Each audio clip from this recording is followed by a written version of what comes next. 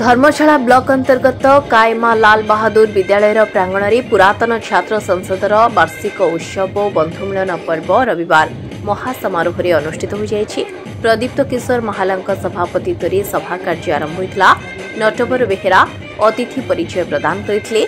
मुख्य अतिथि भाव राष्ट्रपति पुरस्कार प्राप्त शिक्षक राजकिशोर पाढ़ी, मुख्य वक्ता भाव पद्मनाभ साहू और मंच उपर उपस्थित पूर्वतन शिक्षकों उपस्थिति में प्रदीप प्रज्वलन कराई सभा कार्य आरंभ होता। विद्यालय छात्र छात्री मानक द्वारा गुरु पूजन कार्यक्रम करा। अतिथिवृंद निज अभिभाषण माध्यम मिलन द्वारा अतीत वर्तमान और भविष्यतर संगम होता कहते। विद्यालय छात्र छात्री द्वारा विभिन्न सांस्कृतिक कार्यक्रम मान परिवेशित होता। 2018 आमर है सुवर्ण जयंती से प्रतिवर्ष कोविड गोटे वर्ष बंद है। प्रतिवर्ष आम बंधुमिलन कार्यक्रम करुचु जो पुरातन छात्र छात्री वर्षक थे आसी निज भितर निज संपर्क को निज आनंद को परस्पर मध्य बांटुंट खुशी अर्जन कर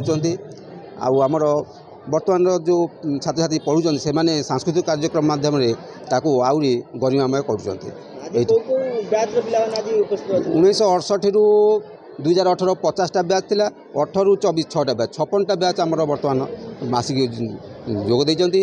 आमर रजिस्टर आम देखुचु पिला माने साइन करचंती इयर लिखुचंती। आम सेठु जानूँ जे केते बैच बर्तमान जोग दे माने पाखापाखि प्राय सबु बैच आसिक जोग देले। 1917 मसीहा ठारू सुवर्ण जयंती ठारू नियमित भाव में ये उत्सव पालन कर आसुचंती। ये उत्सव पालन परिप्रेक्षी में से गोटे वार्ता देवाक चाहूँगी जे आज ये विद्यालय जो मैंने 3 पीढ़ीर संपर्क जोड़ी होती जे सभापतित्व करुँच से विद्यालय छात्र ये जे माने गुरु भाव पूजा पाँच से अतिथि छात्र एवं जो मैंने आगू आसुँच से विभिन्न क्षेत्र में प्रतिष्ठित हो पारि। तेणु ये सब कार्यक्रम रही ये एति वार्ता दूसरी जे आम केवल अर्थ पचर न दौड़ी गाँ माटी माँ एवं विशेष भाव में आम गाँव किसी कल्याण कार्य बर्ती रही हुए तो आमर शिक्षा सफल हम। धर्मशाला सुनील सागर दास को रिपोर्ट उत्कल मेल टीवी।